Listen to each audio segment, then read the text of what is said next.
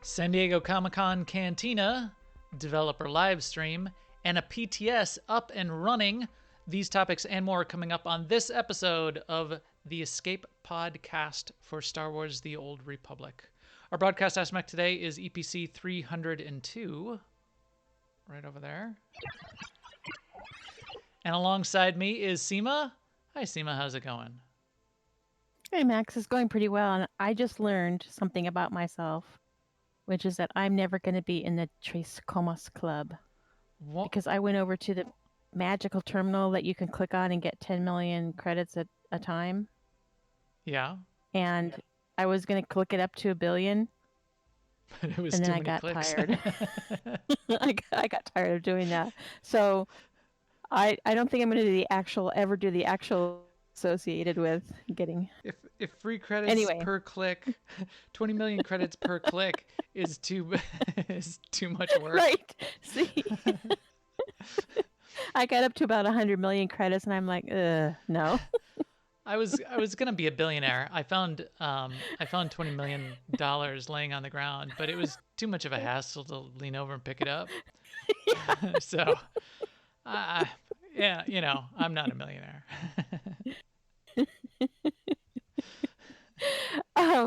But yes, so it's Tuesday. We're recording on a Tuesday night, which we've been on Tuesday night for a long time now. Long time for us anyway.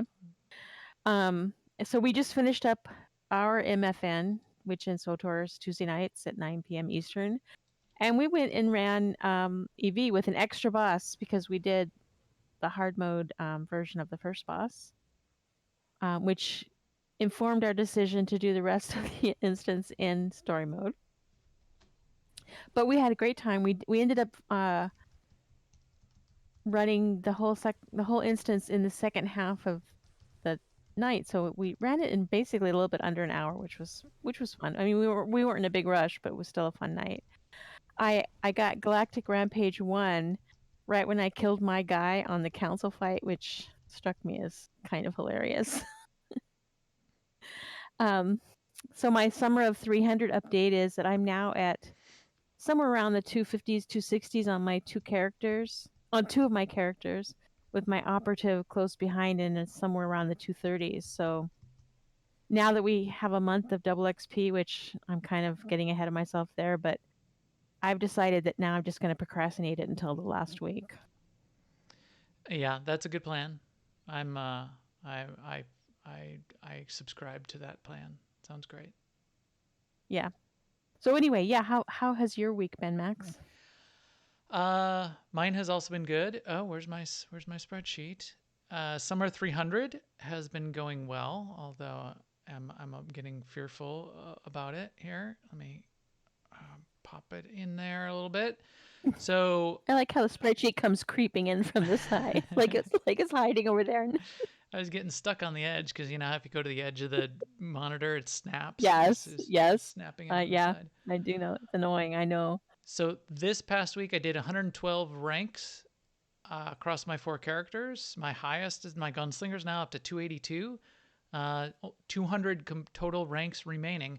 However, now because of the double XP for the next month, the Summer of 300 is now going to be turning into the weekend of 300. I'm a little bit afraid.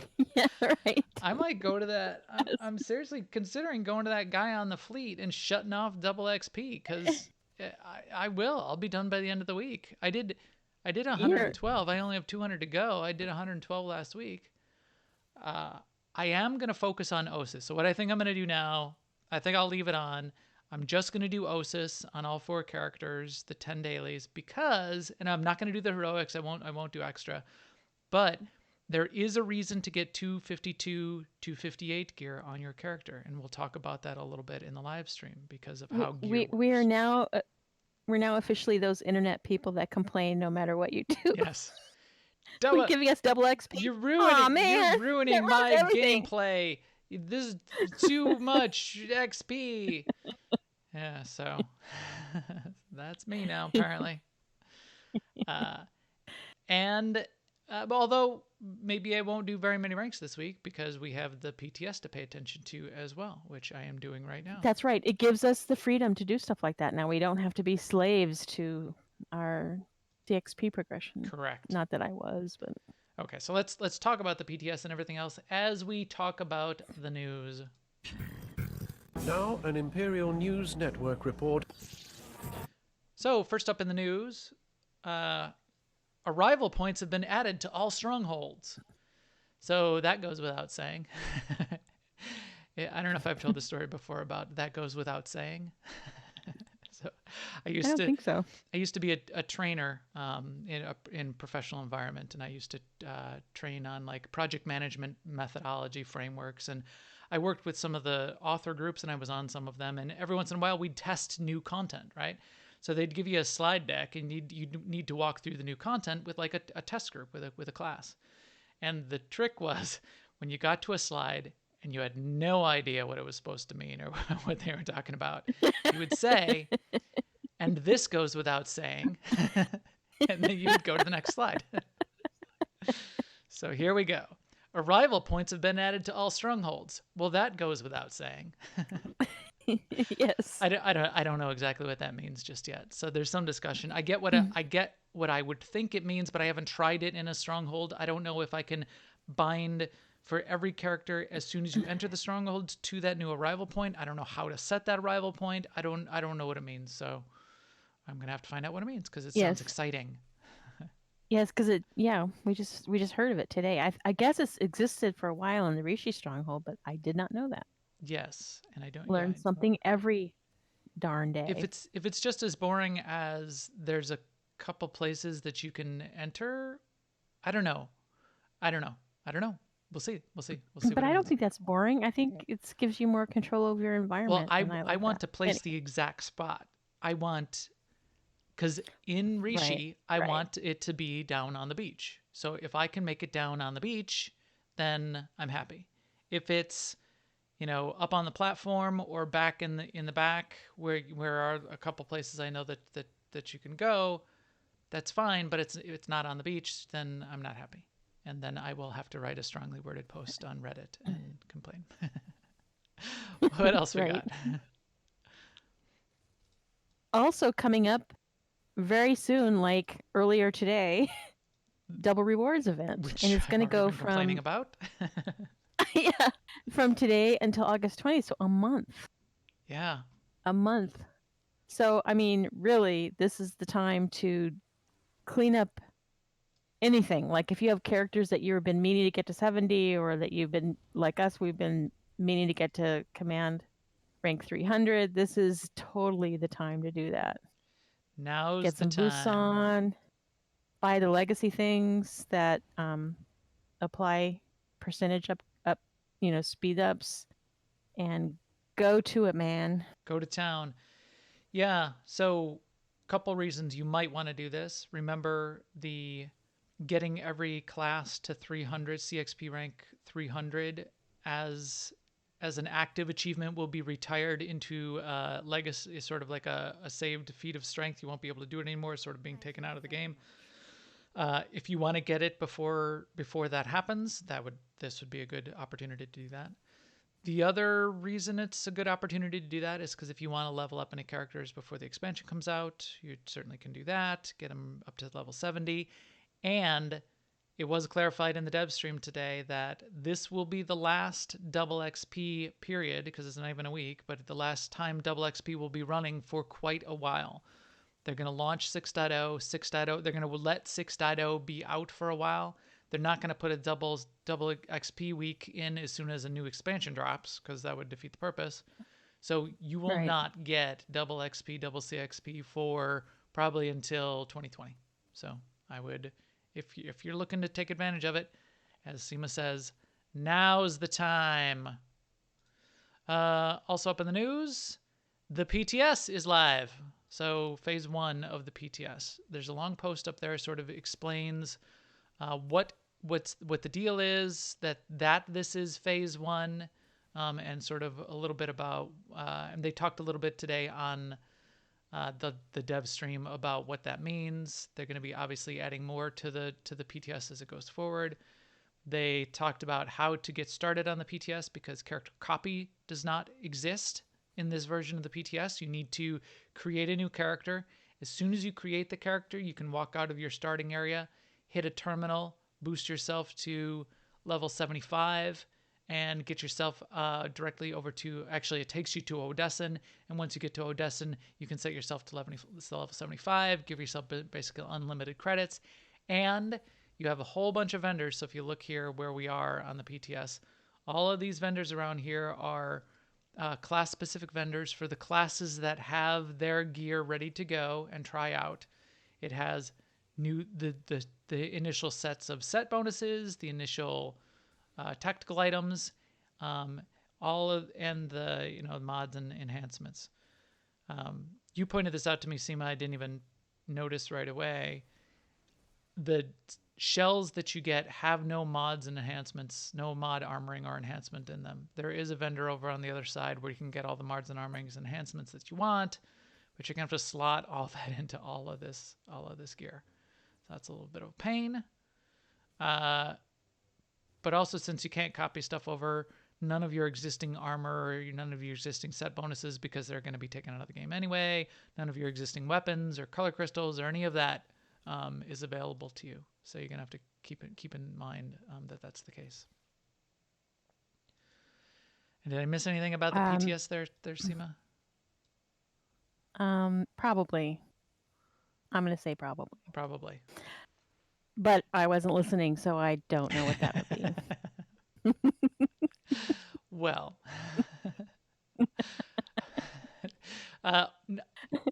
they've only put the classes in on the Imperial side, so make sure you roll an Imperial class. And not all of the classes have been even created yet. So what are the classes that have been created? Do you have the list? I'll bring up the list while we're talking. Well, while you're doing that, I'll just say there is a feedback thread for the class. Basically, I think what they're looking for is stuff on the tacticals, because that's what is one of the things that's new here. And there's a lot of feedback that people feel they aren't able to test them properly because they don't have their legacy abilities. Like they don't have all the buffs that they feel like they can't compare it to parses that they've done on live to see if they're performing or underperforming or overperforming or whatever. Right. But I'm guessing that it's still valuable because I think they're looking for, is it playable? Is it broken? Not so much the balance. They've said more than once it's not so much balance that they're looking at right now. So I think it'll be okay. I think the feedback will be valuable whether or not you have access to everything you have access to back on live. Yeah, let's just start with, is everything working as expected? I do see a lot of people sort of doing doing DPS analysis, exactly how much, what percentage of a DPS boosts this tactical versus this tactical. I'm only getting an extra, 200 DPS increase over base line ability. This tactical sucks. So it's less about that right now. But I don't know if that's what you're into testing. Yeah, I mean, fine too, if it doesn't feel good, that is feedback, right? Because it's meant to make your class fun to play. Yeah. So, I mean, I think it's valid feedback if you don't think it adds anything to your class, but you probably just won't be able to do apples and oranges. I mean, apples to apples type comparisons. Apples to apples comparisons. Also, there's a post up where Eric lists some of the known issues with the PTS right now. And one of the big ones is that you cannot, and I think we touch on this, but you cannot copy. There's no character copies for this version of the PTS, and previous characters were wiped. So your brand new character, when you come in, you have to create an Inquisitor or a Warrior. Outside of your first starting conversation, there's a terminal, like you said, that brings you to Odessen, and levels you up, and then you can use that to get credits and get your gear, and that's how you get started. It's not by character copy. Right. Um, Yes. So in that thread on, here's what's going on in the PTS. Make sure now that you completely understand that, make sure you still post your post in there that says, I can't find character copy. Why isn't character copy working? Because there's about 79 of those in a row. One of the things that he mentioned too is that the aggro radius right now is larger than intended. So be sure that you post that you think the aggro radius is too large as well. Yes, because there's 134 of those posts as well. But that is an interesting thing when you think about it. I mean, it's like when I read that, I'm like, what have they been touching that changed the aggro radius? Oh well. Yeah. Who knows? Who knows? I mean, I'm not there, so.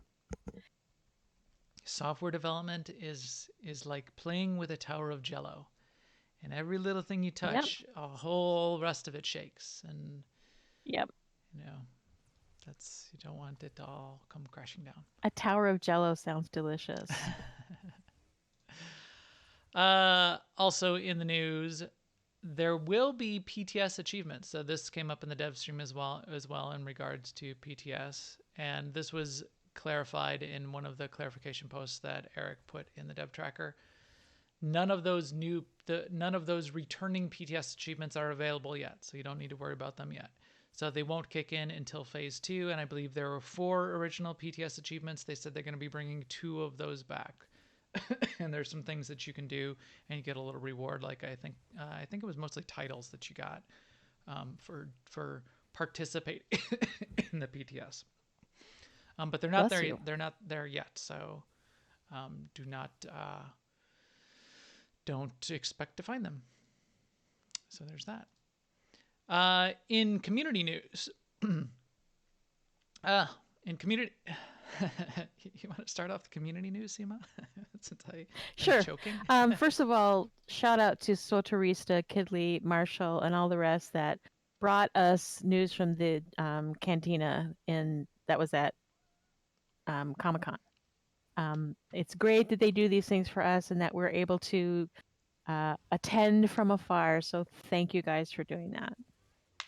You can also check out Kidley's Twitter, first at least one picture, but maybe multiple pictures, and a link to the recording of what they were able to do there at the cantina. Yep, and a couple other things. I did jump in there into Kidley's stream to watch it live.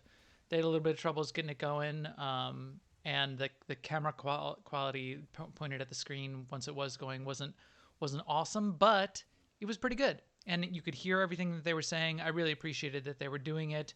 In addition, you can hear a little bit, and you can see it in the recording. There's a little bit of a peanut gallery with Stardust Legacy. It was a few of the other content creators of the past were all sort of grouped up, and you could hear them commenting on things around the screen as the pictures were coming up. And I think they were commenting on the attractiveness of the new Padawan and things like that. So got that going for you. But yeah, that was pretty cool. I really appreciated them doing that, because if they didn't do that, we wouldn't have gotten it. I'm glad we got the dev stream today to give us what we needed in terms of additional details. But it was sort of fun to see the room, see the people that were there, feel like you're a little bit part of it, even though you're remote. Also in community news, BioWare is continuing their highlight of content creators. I don't know if you remember, but they did SWTOR, they did Volk, and then they did this podcast that nobody had ever heard of, some SWTOR Escape podcast or something like that. Next one's up, and it's Kidley. Kidley, top streamer, does a lot of work just to as we said, brought the cantina live to everybody. He was back at home. SWTOR was in the room. They did the connection. They do a lot of joint streaming like that. Kidley is sort of like the streaming partner for some of the stuff that SWTOR does, which is really, really cool. Kidley also does videos on YouTube. So some of the guides videos, kinds of things, you can check that out on Kidley's channel. So you can find Kidley on Twitch and on YouTube. There's links in the dev tracker to Kidley's content, and he's just a good guy. Good contributor. Really a positive force in the community. So that's really cool. In guild news, our July Mega is coming up this Saturday, the 27th, where we are going. Marcus is going to take us to Yavin 4, where we will lure out and hopefully definitely kill the ancient threat. This event will also kick off our Greater Guild's 1 week basically event called Summer of Love that we do every year this week, culminating basically in our online get together that we call Remembrance. That's going to be on August 2nd. There's going to be an event in pretty much every one of our games. So if you're playing in any of them or multiples of them, you can plan to jump in to any of those. If you have any questions about when things are, they're on our guild calendar. But if you don't know how to get that, you can jump in Discord and ask for directions to the guild calendar. Everyone's invited. Yeah, it should be pretty cool. We've got something almost every night, starting on the 27th all the way through, I think, the 4th, August 4th. Something almost every night, something in almost every game. So I know we'll have events going on, at least some kind of event going on in, let's see, definitely in ESO, EVE, Final Fantasy, Guild Wars 2, Lord of the Rings Online, Star Trek Online, Star Wars The Old Republic, and World of Warcraft. So tons of great stuff. And then, our August 2nd Remembrance Day event is pretty special for our guild. We've been doing it for almost 10 years. It's a really interesting, special opportunity to remember those who in real life are no longer with us, friends that we've played games with in the past, which is kind of unique. When you got a community that's over 10 years old, that kind of thing happens, and it's right. That's something you sort of got to build into how you think about your community. So, also shout out to the chat room. Thank you guys for joining us and letting me know that OBS cleared all my audio settings when we jumped in today and you couldn't hear us at all, but you can hear us now. So there is that. Thank you very much for joining us, and we will catch up with all of you after. But I think right now we can dive into the cool stuff that we heard in the dev stream about all of the things that are changing in the game. Game changer. Game changer.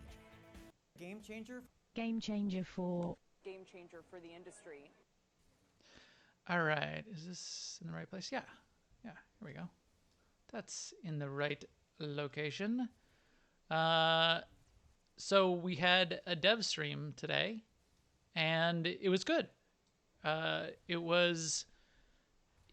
They said it's just going to be the stuff that we talked about at Star Wars Celebration and at San Diego Comic-Con. But it was a little bit more and more questions. They didn't have a lot of opportunity to answer questions, especially in a public way at San Diego Comic-Con. They did answer a lot of questions in this dev stream, including a set of 5 that I had provided. We sort of circulated them around a couple of the people. So I don't know if they were reading off of that list, but they hit all of my questions and read the questions out loud. I think either somebody was feeding them in a chat room. I know we had, some of the people that we've been talking to. I think Zen posted some questions. Brian from the Bad Feeling podcast was in there. He was posting questions. But I got some details even on the side from Eric Musco on the answers that are public on some of those. So we'll touch on those too. But I have a bunch of just screenshots out of the dev stream that we can touch on. They went over the overview of Onslaught. This is nothing new to us. We're pretty clear on all of it. They just started diving into a little bit more detail that we hadn't seen before. So the first thing they started going through was a couple concept art for some of the artwork that they want to show, that they're planning on adding into the game. I thought it was fine. I thought it was okay. What was this one's pretty good. I thought, which is more of like a pilot armor set. This next one, this was the one that in theory everybody was really excited about. Although look, if you look over here, this was interesting. So the design includes how the hue map would be able to color it, and that does look pretty good. I'm glad. I mean, I would expect nowadays that would be part of the design, but that's interesting to see it sort of there in the design concept art. Right. So it tells you, like, if you use a primary dye or a secondary dye, which parts of the armor will be affected by which dye. When I first saw this, though, my commentary, of course, was that Edna Mode would not like it because, as she says, Cape. no capes. But still, it looks pretty cool. But yeah, this one before it, that's sort of a cool little flight outfit, little flight crew. I like it. Kind of thing, a little bit different. It looks comfy. Yeah, exactly. Yeah, I would wear that on a cold Chicago. Right. It's kind of a little bit of an oversized jacket, and it goes down a little bit longer than your typical. Nice boots, yeah. walking through the slushy snow in the streets of Chicago. I wouldn't need the knee pads, or the holster and the grenades, but that probably wouldn't. Well, that could be useful in Chicago. Probably don't need it. Yeah, it looks like a good little winter outfit for the Midwest. What else? They talked about the theme. Just making sure everybody was up to date on the theme of Onslaught, and again, doubling down on this whole expansion. All of the 6.0 story is going to be focused on Republic versus Imperial and a war and a battle. I thought it was interesting the way they phrased the fact that this was going to be the case, in that, in fact, somebody brought up a question. They said, chat room is saying, I don't think grenades are legal in Chicago. I will make it legal. Sorry, I had to throw that in. Now I've distracted myself. I was having amusing myself too much with my voices, which were terrible. Someone asked a question, will a third party be involved in this conflict in some way? And the answer was no, not in 6.0. So it sounds like, I mean, which I would expect, you're probably going to bring a third party back in at some point. We're probably going to fight against something else at some point in the future. Not in 6.0, not in the 6.0 story, but Charles, it seemed like, and maybe I'm reading into it, but it seemed like he said it in a way of like, no, but there is one coming after in a 7.0 or whatever, 6.9, you get to get introduced to the new big bad guy that's coming next, and whatever the Gree are going to come kill us all or something like that. I don't know. He seemed to be have a twinkle in his eye when he said that. Maybe did you catch that at all, Seema, or am I just reading? You saw a twinkle in his eye while you were driving? I looked afterwards. You heard a twinkle in his eye. I heard in his voice that I saw. Yes. I don't know. Maybe not. But yeah, I'm curious to find out. Yeah. I'm sure there will be a new big baddie.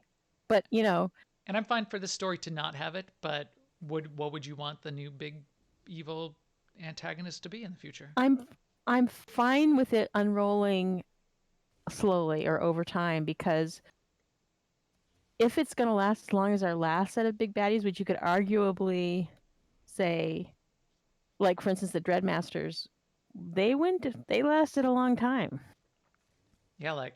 So if it's going to be the kind of antagonist that's going to be, multi-years, I'm perfectly fine with it unfolding over time. Now, I'm not saying that, to delay story, but I mean, if it's not the goal of the first operation, for instance, if it's the goal of the second or the third, I'm fine with that. That is an interesting point. If if it's really, really well developed and staged really, really well, and this gets back to something I'd love to corner Charles on at some point and talk about, things out of Star Wars: The Old Republic, things that Charles is writing, have the opportunity to become part of canon in the future. For something to become canon, like Revan, I could see Revan very easily becoming canon. I don't know if Revan is specifically canon yet, but I think potentially close. But for something as powerful as that to eventually sort of become canon and have references, in Star Wars Episode 10 or 11 or whatever the next Star Wars movies are that are going to come out, to refer back to some big evil force that appeared in this time period, it would have to be really significant and well developed and staged really well as part of the lore and beloved by the fan base. That would take a lot of work, and is probably risky. So I would love to hear what Charles's thoughts are, if he's would ever strive to develop that, or if he's just focusing on telling the more local stories that he's trying to tell, or how that works. Yeah, I mean, I never thought about that before, but that's a big responsibility if you think about trying to create characters and story that if that would work if they were to become canon. So Zen in the chat room mentioned that he apparently checked in. Yeah, that makes sense. He checked in with Charles and Charles's commentary, and I would love to sort of find out why, though. But he says, at Star Wars Celebration, Charles said he'd prefer any reference in canon back to this content to be vague, like Revan, etc. existed, but not necessarily the details. Why? Why vague would be my question. Why not? Why not have Kylo Ren find the mask of Revan and make it part of the story, and be able to sort of tell that story a little bit, or well, because then he's more have free. A Revan movie. Oh, Charles has more freedom then, and it would sort of lock him. Maybe. Right now it's his world, right? Yeah, maybe. Yeah. But I mean, like Revan, the story of Revan is told, so I don't think he's going to go back and be rewriting parts of No, Revan. You're right. So why can't we take Revan and canonize Revan? Anyway, little side diversion there.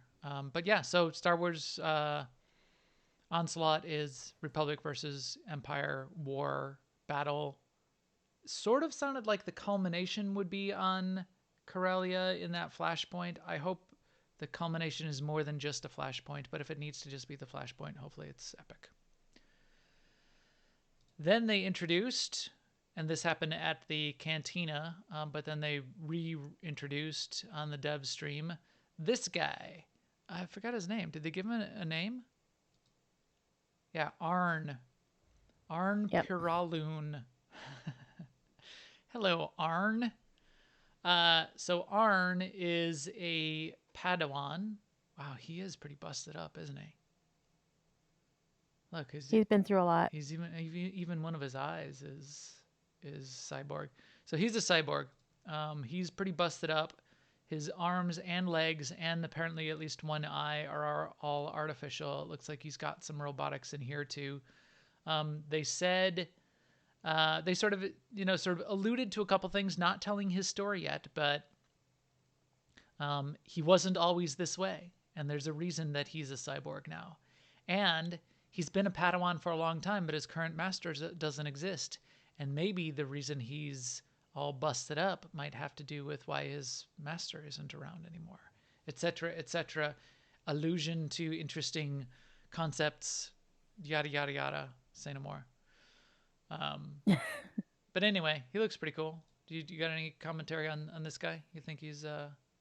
I'm curious I'm interested. My curiosity is piqued. I want to know his story. Yeah. He looks pretty cool. I like his little tiny braid too. They made I wonder if that's supposed to be like a Padawan thing. They made the point that Charles sort of liked the idea of him being pretty cyborgish and good and a Jedi, because so many of like robotic cyborg characters in Star Wars lore, you know, you're cyborg, you're bad. You're cyborg, you're dark side. You're cyborg, you're evil, you're a Sith, which is true. And there's so many of the Sith Lords that are like half cyborg, and even stuff in Star Wars canon. General Grievous is technically a cyborg. He was a biological at some point. Now he has barely a biological core left, but he's all cyborg. All the cyborgs are bad. But yeah, I like the idea of cyborgs good. My mercenary is a cyborg. Got all busted up. Him and his bro, I think I told their little backstory. Him and his bro were off on sort of like a camping adventure, and 2-on-1 got attacked by a Rancor, and that's why there's scars on the Vanguard, and my mercenary's all he took the brunt of the damage, and so he's sort of cyborged up, and because of those cyborg implants, that's why he wasn't able to join the Havoc Squad and the Republic army when he wanted to, when his brother was able to get in, because he was still, you know, sort of being repaired, and that's why he became a mercenary. Anyway, but he's good. He's a cyborg. There's a story, telling stories. Also, as this was being shown off, as Arne Peralune was being shown off, apparently somebody was chatting up in the chat room to the dev stream, to the point that Eric had to call it out and say, there's some guy named Zen in the chat room is talking about, of course, the really cool lightsaber that Arne Peralune is sporting, and they have pictures of that lightsaber. And that's our very own Zen, the officer, and Zen in the chat room, in our chat room here right now, who is a lightsaber aficionado, has designed and commissioned multiple real-life lightsabers, which are spectacular, of his own, including a Satil Shan double-ended lightsaber replica, which is just perfect. Anyway, Zen called it out. Eric said, yes, this is a really cool lightsaber. And yeah, wouldn't it be really cool if it was constructed in real life? So this is a view of it. This is a view of it. And yes, these parts are sort of exposed, which makes it kind of cool. I agree. Wouldn't it be kind of hard to do, Zen, with the crystal exposed like that? Maybe not, because you can. There's even those. Well, Zen could. I'm sure Zen could tell us about it. I think maybe you could do that in a constructed lightsaber. That'd be cool. Yeah, that would be very cool. All right. Then they talked about maybe we could have Zen on the show sometime to talk about lightsaber construction. That is a great idea, and show off his lightsabers on camera. That's a really, really good idea. We had pictures of them that we showed when he brought them to Star Wars Celebration. In fact, I think Zen and I need to get together. Zen is currently in Australia, so maybe I'll just have to just pop on down there, and, and we can broadcast live from there. Go for it. Yeah, it's gonna be a little bit tough. Onderon. So they mentioned Onderon. They showed some creatures from Onderon. They showed some artwork for Onderon, and then they showed, it's at 1324. Let me see if I can play it. They did a couple fly-throughs of Onderon. Not that. So they did 3 fly-through videos of. Oh, they did this in the very beginning. I don't know. Did you see this? The Onslaught logo. Yeah. Was looking kind of cool. Yes. Yeah. They just had it sort of cycling in the beginning. It was. Yes. It was an unsettling loop for sure. Yeah, I kind of like that. So Onderon is where did I say it is? It's at 1324. Let's skip ahead to 1324, and I think. Let me turn on the sound also. 1324.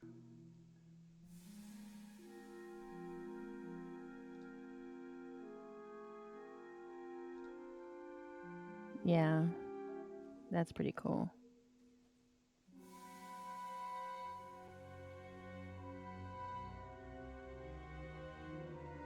They made a big deal of the sound, the music.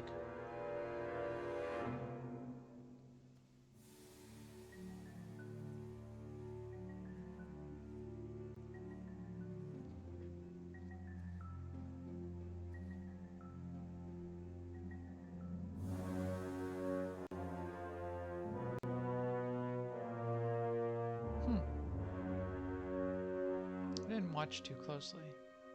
Oh, look at all those purple trees.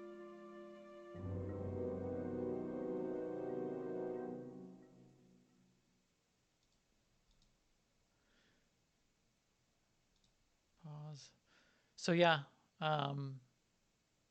they made a big deal of the music, which is good, and they made a big deal of it in Star Wars Celebration. They made a big deal of it at the Cantina, and they made a big deal of it on the stream when they were showing each of these fly-throughs. And that makes me a little bit curious of what's up. Did they get a new music director? Is there, a little bit of, is this sort of a big deal on the inside? I'd love to hear the backstory on that. Maybe it's been a while since they've had new music. Yeah, I mean, something. Although, yeah. Atlas in the chat room is saying Russell Brower. I think we would have heard if it was Russell Brower who was working. Yeah, I was gonna say we would have heard. Russell Brower was the longtime, no longer, but longtime music director for World of Warcraft. And I hung out with Russell Brower for a night year and a half ago at Nerdtacular. We hung out and had beers. Nice. But yeah, so who is doing the music? And let's talk to that person and let's get them on the podcast and we'll talk about music. Oh, that would be awesome. Wouldn't that? That was another idea I had. Because I'm the idea man. And you're the person who makes it real, Seema. I just have the ideas, but I'm lazy. So yeah, they went through Onderon, then they went to Meksha. Of all of the new artwork and locations, I'm most excited about Meksha. I like the look of it the best so far of what I've seen. I like the cyberpunky kind of feel of it. I love the concept of the carved out asteroid.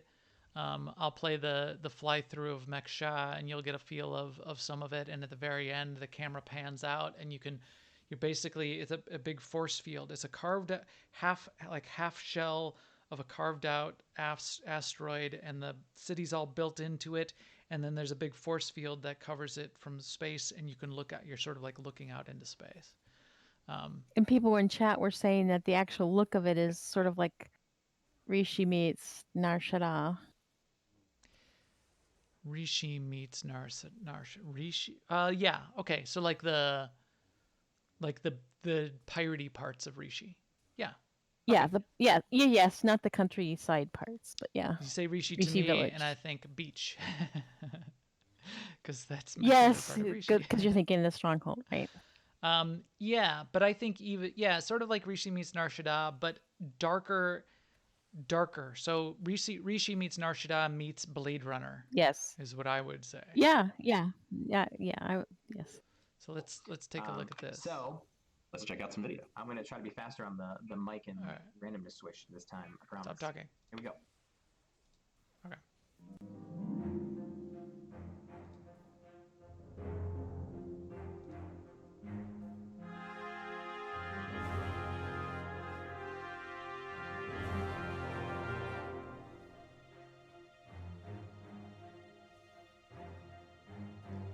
I like the lights, the strings of lights.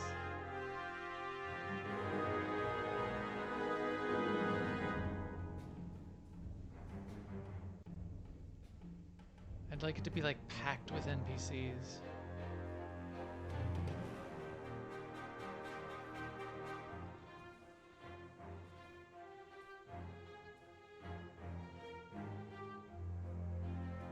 Ready Player One, sort of like the container apartments in Ready Player One. That's what some of that reminds me of.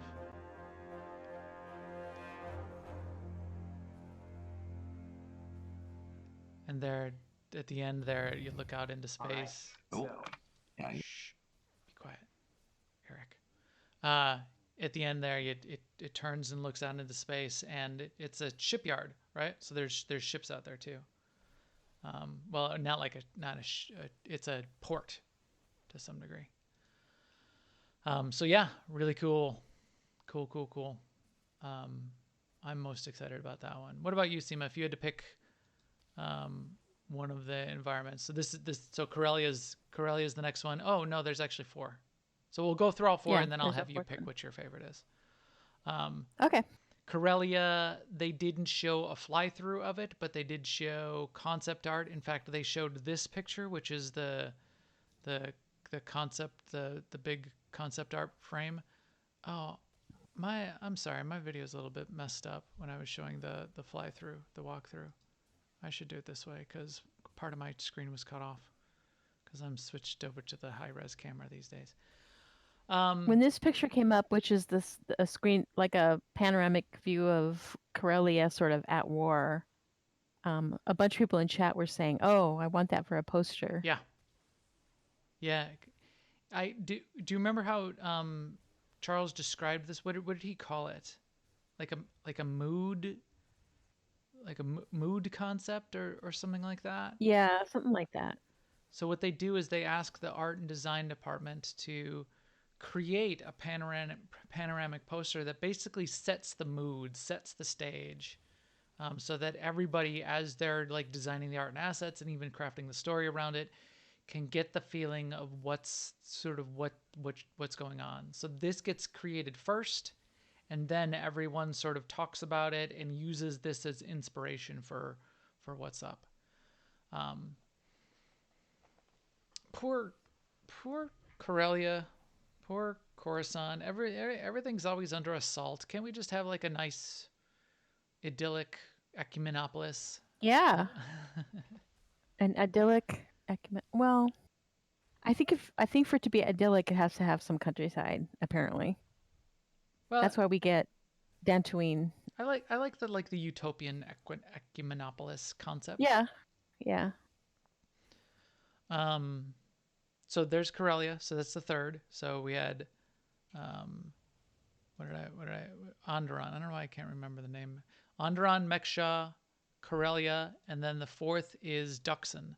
So Duxon, and there's a fly-through of this too, but Duxon is, you won't actually go to Duxon, but Duxon's where the operation is. That's where the Zerka lab is.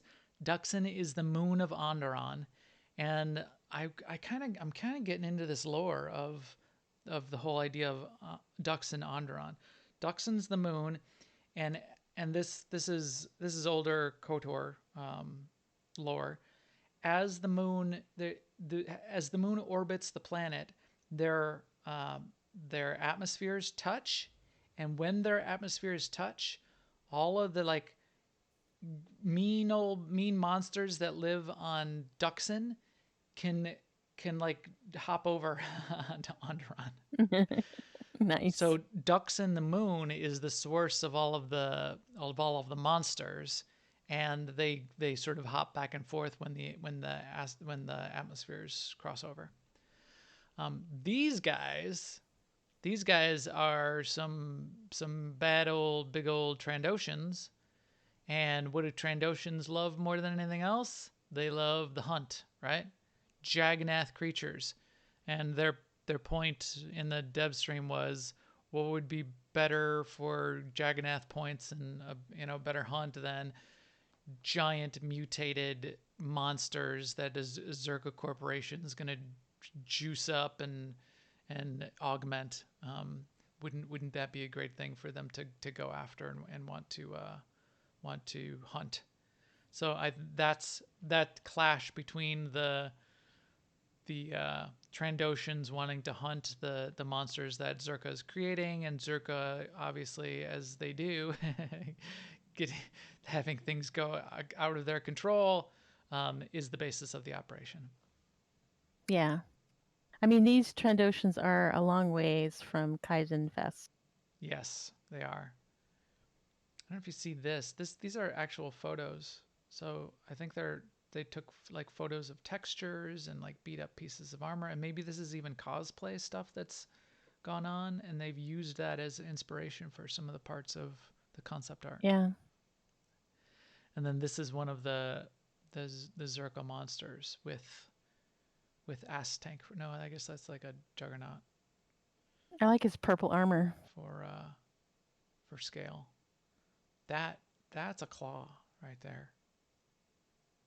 That is quite a claw. And I hope those are rockets. That looks pretty cool.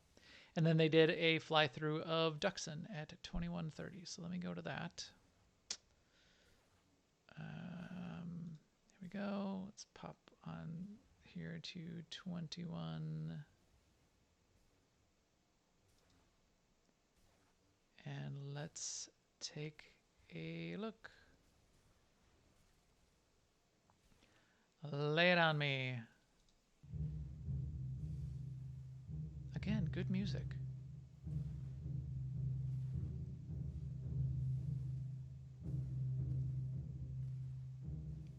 Good old Zerka office space, but on fire.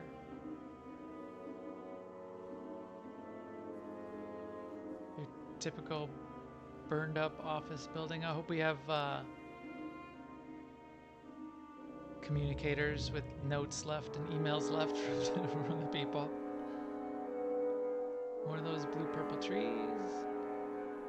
But now we're on Duxon, remember?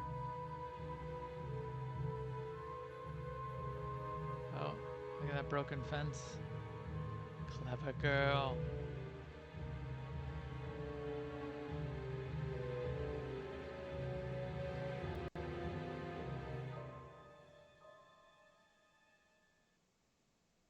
Okay. Sneaky creature at the end. Pretty cool. Pretty cool. And again with the music. I mean, it's orchestral, so they've got some serious stuff going on there. That's kind of cool.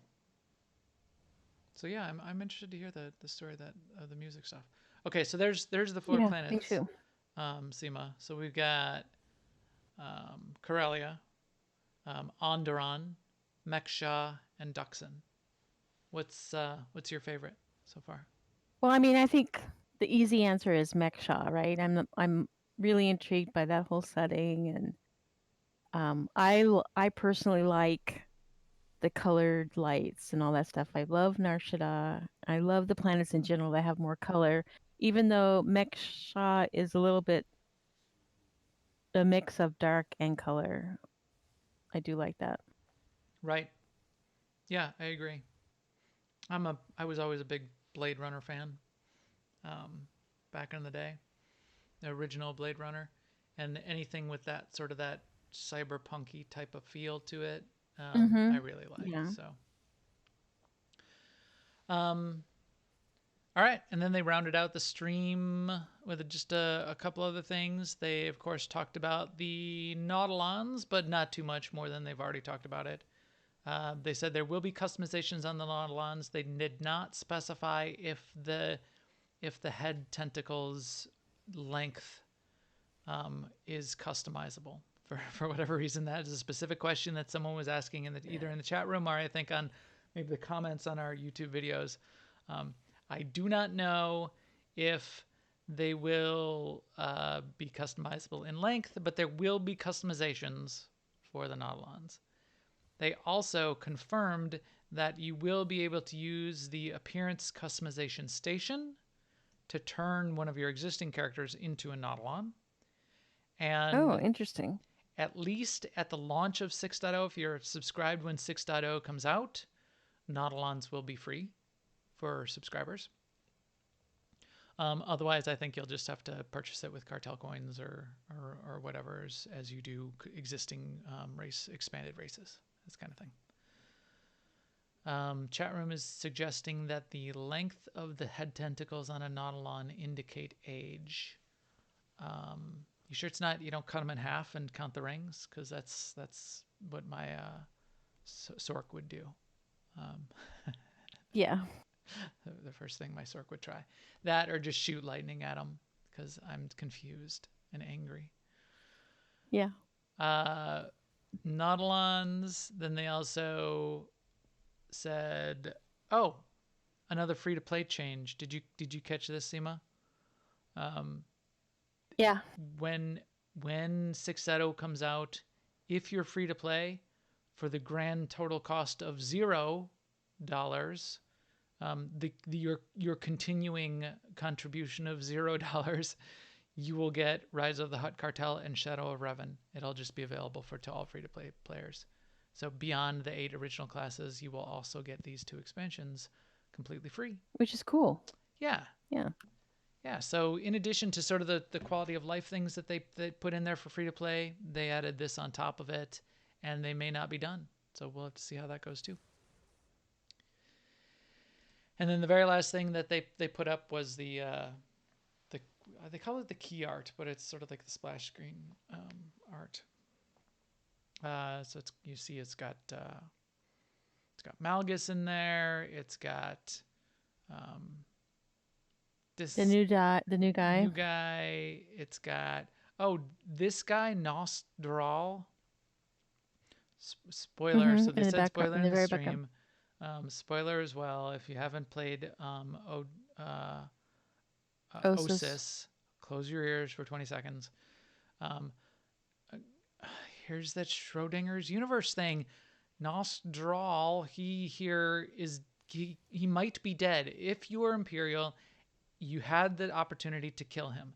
They still felt like he was an important character to the lead up of the story, and maybe if he's dead, they've still referred back to him, so you could think, well, it's okay that he's in the screen, but some people called it out. Why are you putting him in there? He's dead to me. I killed him. I killed him in the Jedi Library on Odessen, on Osis. It's too many O's. Right. It's that Schrodinger's Universe stuff. It's the choices that matter. I'm tired of choices that matter. I don't want my choices to matter anymore. I want, if Nostral if it's interesting for him to be around, let him be around, and stop. Right. I don't want to play a make up your own endings story. Choose your own adventure. Right. Yeah. Tell me what the story is. Tell me who the interesting characters are. And if you want to keep a character around or bring them back into the story because you didn't kill them and then do it. I would like that. This is that general, that Republic general guy. I forgot his name, but yeah, he likes tea. I did too. But yeah, he likes tea. He likes tea. He's always talking about his tea. So then beyond that, the couple questions that they answered, we asked, because it's part of our Summer of 300 potentially, and achievements that might be leaving the game. A lot of people are asking, well, what about the DVL bosses? Are they leaving the game? And Eric said he's pretty sure they are not leaving the game, and those DVL bosses will still exist. So, okay, that's interesting. He still said he's working on getting the complete list of what achievements are staying and what achievements are being retired to feats of strength in 6.0. That is not yet together. I would like to hear that sooner rather than later, in case there's anything else we want to add to our Summer of 300. We need to know it now. Yes, we do. You can't tell us like the week before or the week after. Right. Then there was a clarification, and we've been debating this in guild chat today and talking about it. Our question was, say I get to level 75, and I have one character who's wearing all 220 gear, and one character that's wearing all 258 gear, and they both hit level 75, will they both start getting the same gear drops at level 75?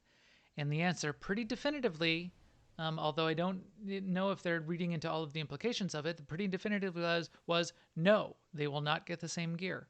Everybody, in theory, should be getting drops based on your overall gear score, your overall gear level. So if you're an all 220, you might be getting 215, 220, or 225 gear, or something like that. We don't know the range, we don't know the spread, but it might be a little bit under, it might be equal, it might be over, it might be an upgrade. And hopefully skewed a little bit towards the upgrades, but I don't know if that's like a 5-level upgrade or a 10-level upgrade or what. However, our debates in guild chat said that might put us in kind of a weird state. Say I pull out one of my old characters who's now level 70, but for whatever reason is wearing 180 gear. I level up to 175, I level up to 75. By the time I level up to 75, I've gotten a bunch of drops. I wear everything I drop. Now I'm up to 190. My other character is at 258, and now they're at 265, by the time they get to level 75. I could play on my 180 character, my 200 character, whatever. I could play for a couple months and not get up to 258. That's kind of weird. Now that I've been at level 75, I've been playing for 2 months, I've been getting gear upgrades the whole time, and I'm still not at 258? I don't know whether that's what I would expect for one, or what they would really want to intend. So the kind of solution that we threw around in guild chat was, perhaps what they might want to think about is, at level 75, for 6.0, what's the baseline? And if the baseline is 258, then maybe the formula is you get, that spread of gear with a minimum of the baseline. So I'll be getting 258 pieces when I hit level 75. I don't know. What are your thoughts on all of that, Seema, and that whole concept of? I think it's a little bit of borrowing trouble before you know how it's going to work, because at 75, yeah, I don't know if this is maybe the same thing what you were just saying, but if there's a sort of a base level or like entry level of gear, say it's, let's just call it 280, then if you're coming into it with 258 gear, I'm fine if you can get there in fewer chunks. But somebody coming along and who's been increasing their gear as they level to 75, and say they started at 220 or 230 and now, start at 230, let's say, and now they're at 260 when they get to 75, then they have like 6 chunks they have to do. Yeah. But that it's fairly easy chunks for everyone because they're getting to entry level gear that way anyway. Yeah. It's just, yeah. I like the idea of continual upgrades based on what you have and based on what you're wearing. However, I don't like the idea of I get to 6.0 or I get to level 75 and I'm behind, and behind for months, for like 6 months, because I started right, with but I don't ago. think it'll. Yeah, but there's nothing that says it'll be months. No. No. Well, I mean, if you only had a chance of getting a 5 eye level upgrade, then I could go, and I'm getting like 5 gear pieces a week. Then it would be months for me to get to 258 from. It would be, but I'm saying it won't be set up that way. Oh, okay. Well, you're expecting that would be a little bit ridiculous. Yeah, I think so too.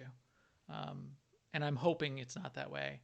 And I could imagine them thinking of other stopgap measures, like once you get to level 75, there's a vendor on the fleet for cheap credits. You can buy the 265 gear. It's just some people won't realize that vendor exists, and they'll be sitting around in 200 gear and getting, again, playing for a month before they realize what they're supposed to be doing, and they'll have, be at 220, and then they'll go buy the 265 gear because somebody will tell them, why are you only wearing 220? You should have gone to the fleet. The other thing that I thought of was, if it's the gear that I'm wearing, and say you're a character that once in a while forgets to put on gear. Oh, when you get an upgrade, is it going to upgrade your like level 30? Your 116 eye level because you just have your left side stuff on? Exactly. Am I going to do an operation and get a drop that's, that's level eye level 56. I don't know. Maybe. I hope so. I really see hope so. You're not wearing pants. Here's some level 10 pants. Enjoy. Enjoy your 10 eye level upgrade. Yeah, exactly. So that's a good question that I am going to send back to them and sort of posit that story around, hey, imagine I'm 220 and I get to level 75 and I just keep that 220 gear on. How long is it going to take me to catch up to everybody else that's doing the veteran mode Duxon operation? And when am I going to be equipped to go in there without doing something else? What is your plan? So we'll see. All right. Anything else before we then wrap up this dev stream, Seema? I was just thinking that, that's not going to happen on your first character, right? Because you won't be probably leveling 2 characters and trading gear back and forth. When it happens, it's going to be on down the line when you stopped really caring. And then you're going to go, nuts. I forgot my pants and now I didn't get an upgrade. Right. And then you will care. Right, exactly. And you'll forget, and then you got to go do a thing. And so, yeah, I wonder what they're thinking about that. We're on the PTS. We did not talk much about the PTS and everything that's going on here. And there's a lot going on the PTS. And, Game Changer, there's a bunch of changes on the PTS. I think we're going to talk about it next week because it's going to take some time to unpack what's going on.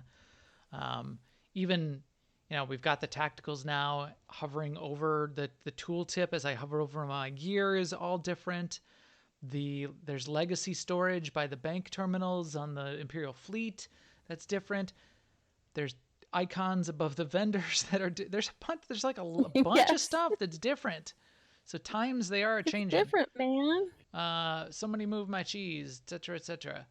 I don't like change. We will try to unpack this and get into this next week, I think. But that's a main reason we didn't get into it this week. So tune into that next week. We'll see what we can do. If you have questions on what you've seen so far or questions on what you heard on the dev stream, it sounds like we've got a little bit of communication channel open. Either post it to those threads that they've got in the forums or send them to us and we can try to post them in a couple different places.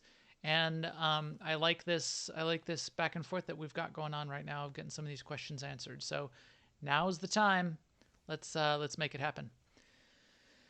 And with that, I think our EPC 302 droid here can get kicked down an airlock and broadcast this podcast.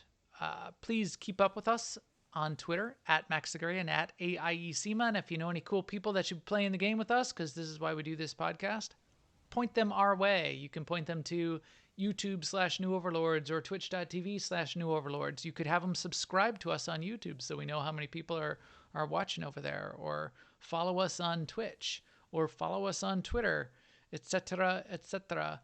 But the main way to get to our guild information and check out our big guild event week next week is aie-guild.org. There's a big blog post up there right now which explains the whole guild schedule for our fun stuff coming up next week. And you can also get to our guild Discord there. You can jump in our Discord and ask us for an AIE guild invite. We'll get you invited to the guild. We'll pull you in, Imperial or Republic side on Starforge. And with that, we will talk to you soon. Later, everyone.